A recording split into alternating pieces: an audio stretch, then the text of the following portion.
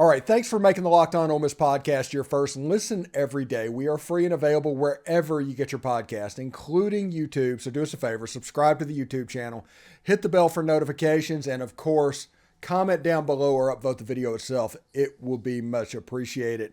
I'm doing this a little bit differently today. This is going to be an evening standalone show, but we have Pratt Rogers who wants to talk a little bit about Ole Miss football today. How you doing, Pratt? Doing great. Thanks for having me, Steven. Excited to be on again. Appreciate you having me. Oh, yeah, this is a ton of fun. This is what I tell everybody whenever we are doing show. I want perspectives and everything because I want people to talk about what it's like for them to be a fan. I don't want people that just want to complain about everything that's going on. I want the full fan experience of exactly what they're thinking. And we were just talking before the show that how much I didn't want this to be basically my talking points. I wanted it to be your segment. And I think we're going to find a pretty good balance as it goes. But anyway, starting out, Ole Miss has got some quarterbacks on campus, don't they, bud? Oh my gosh, man! I don't know whether to be excited or scared or overwhelmed with joy. I mean, I'm just a roller coaster of emotions right now with what we got going on between Dart, Sanders, and Howard. I think it's extremely exciting to answer your question, but would love to hear kind of what you think about all this, as everybody has got a million different opinions on the subject. Yeah, like if you listen to this morning's podcast, you heard that, like, I think that Jackson Dart and Spencer Sanders are statistically the same quarterback. They both have trouble with turnovers at times. They're both good runners of the ball. They're both excellent deep ball throwers. Their numbers are almost identical, Steven. Yeah, they're statistically the same guys. So that quarterback competition is going to be an absolute war. But the quarterback that intrigues me, that I'm going to watch, and I hope that they just immediately start trying to develop him and getting ready, not necessarily for this season, but for the first game of 2024, is Walker Howard. When you watch him play, it's Matt Corral. You see Matt Corral all over his game. What a stud. Yeah. It's amazing. So my opinion is that between Jackson Dart and Spencer Sanders, whoever wins the job, because it's not likely going to be Walker Howard because he kind of needs a year. But with which one of those two wins the job is going to be the number one quarterback, then Walker Howard would be the number two, and then the loser will be number three. That's what I think's going to happen. I 100% agree. I don't really foresee a whole lot different than that, unless somebody if somebody believes they're entitled to the starting job and transfers out, or something along those lines. That may throw a curveball in that strategy, but outside that, I think kind of set in stone. Yeah, and if we go out against Mercer and we score 60 points, whenever the first quarterback that comes into the game, it doesn't need to be the loser of those two guys. It needs to be Walker Howard. He needs those reps, and they really need to work on that, because once he's ready to go, that's a dude, man. He's a dude. Well, Steven, I'll ask you this.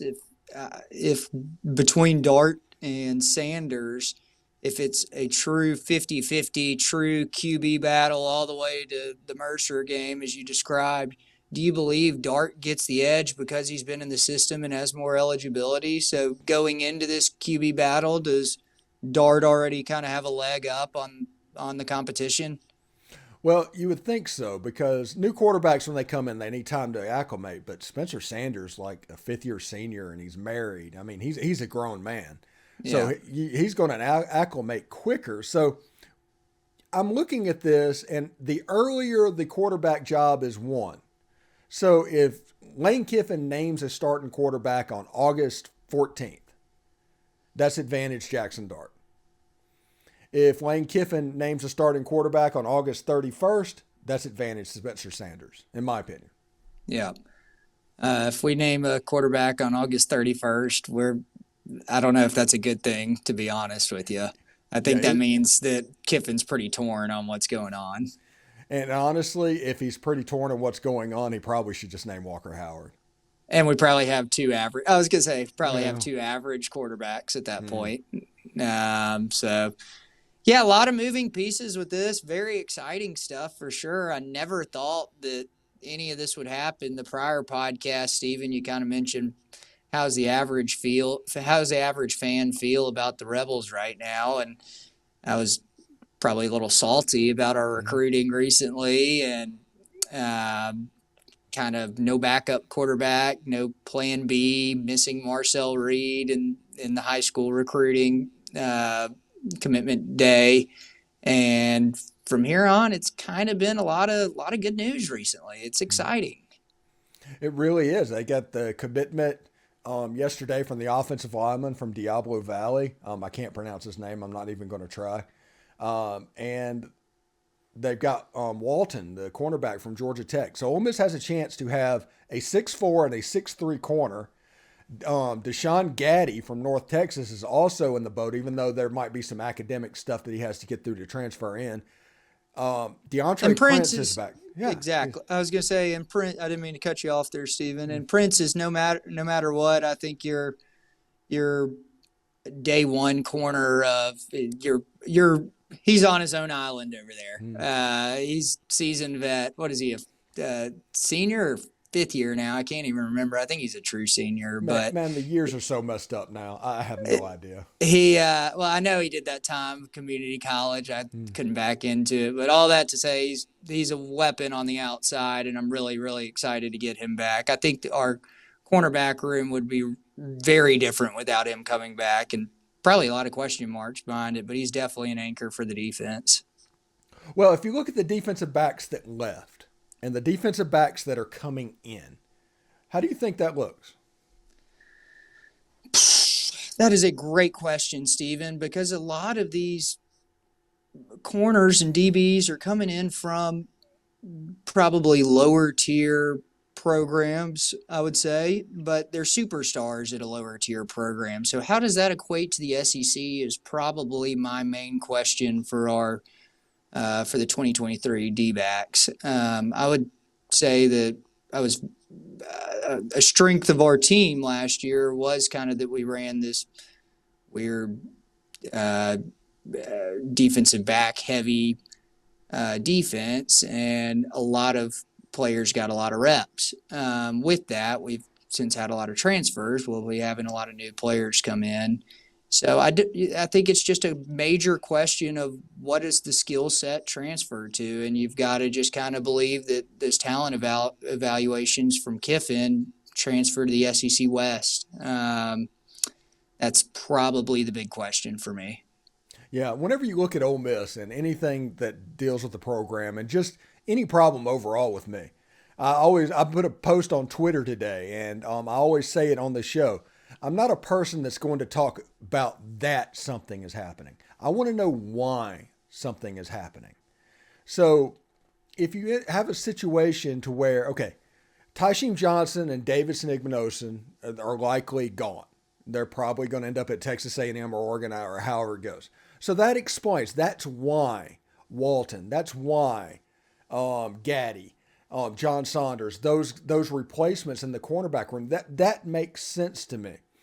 Now, how would you imagine? What is the why, in your opinion, of the recruiting of defensive line targets all over the South? They're getting offers. The Ole Miss is casting an unbelievably wide net on defensive line targets. Why do you think that is happening? It could be because Golding comes in with a brand new defensive package that we're just kind of unaware of at this point because I imagine there hadn't been any practice or anything like that yet. They probably hadn't even gone through the playbook yet or anything, what they're going to implement next year. But you got to imagine if we're sitting there evaluating away from a three down lineman set that everybody was so frustrated with, you got to imagine that Golding comes in and changes the body type of each individual on the defensive line and says, hey, I'm going to recruit my guys. Um, so I think he's got to cast a wide net because because he was hired late during the portal cycle, probably didn't exactly have a fair shake at the defensive lineman within the portal in the early section of when the portal opened because we didn't even have Pete Golding hired yet at that point.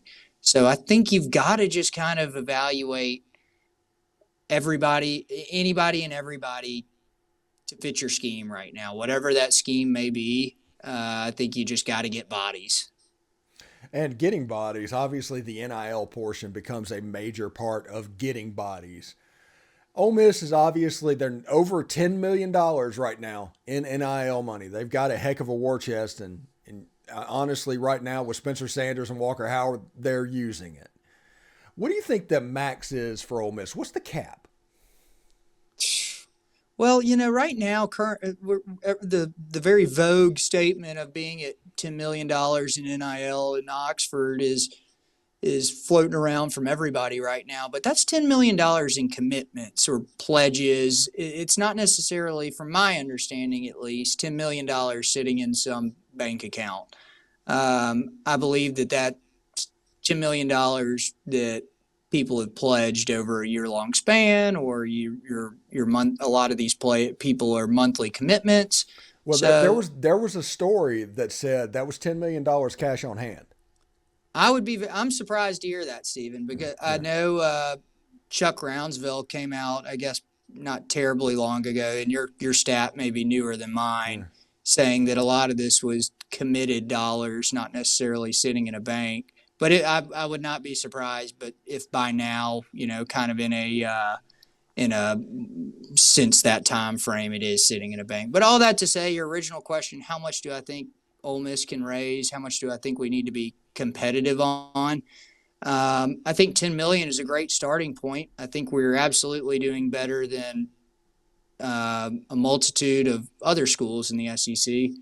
I would like to see us kind of hit that 15, $20 million number. I think that's kind of where, the Georgias, the Texas, Ohio States are, if not more, they're already more than that. So if we can, I think we're doing a great job with what we've got. I'm actually pleased to see Kiffin turn down guys that are asking for the moon and NIL and say, look, I think I can go find somebody who's a better player and a more cost-effective option for the program. I think that he's being very wise with the resources that we've currently allocated.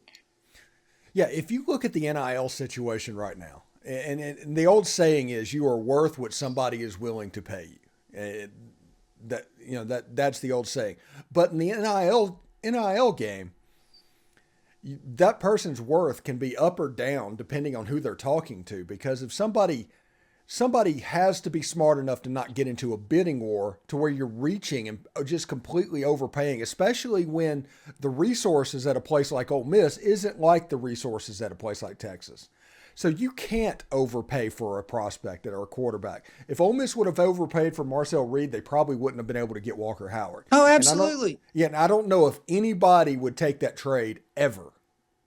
No doubt. I don't think I can't. I don't think anybody would. Mm-hmm. So look, that's kind of echoes my original point. I think Kiffin's being very fiscally responsible with the resources that we currently have, and I'm proud of what's been raised so far. I think the Grove Collective is really doing a good job. I think everybody's really pitched in to really move the program forward in a positive way.